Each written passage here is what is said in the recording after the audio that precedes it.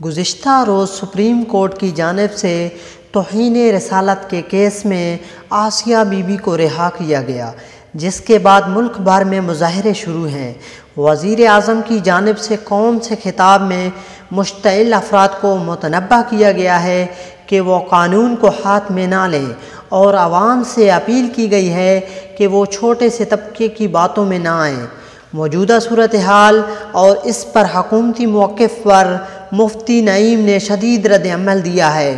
ایک ویڈیو پیغام میں مفتی نعیم نے سپریم کورٹ کے فیصلے کو شدید تنقید کا نشانہ بنایا اور اس کی شدید مذمت کی۔ انہوں نے کہا کہ اس سے پہلے 2 عدالتوں نے آسیہ مسیح کو سزائے موت سنائی۔ اس خاتون نے اپنے جرم کا اعتراف بھی کیا۔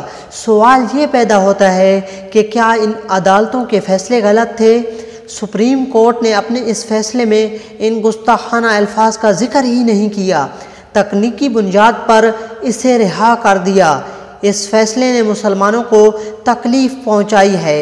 ہمارے ملک کے وزیر اعظم، جن کی ہم نے حمایت بھی کی، وہ یہ کہتا ہے کہ جس نے گڑبڑ کی ریاست اس سے نپٹے گی۔ اس سے پوچھا جائے کہ تو اسلام آباد میں 4 مہینے دھرنا دیتا رہا، کیا وہ ریاست کی ریٹ کے خلاف نہیں تھا؟ اللہ کی قسم، یہ چھوٹا سا طبقہ نہیں ہے۔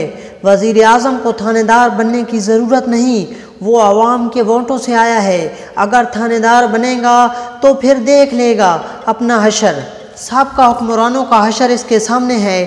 یہ بات انہیں بھولنی نہیں چاہیے جو یہ کہتے ہماری ریاست بڑی مضبوط ہے، ہماری کرسی بڑی مضبوط ہے، آج ان کا وجود بھی نہیں ہے۔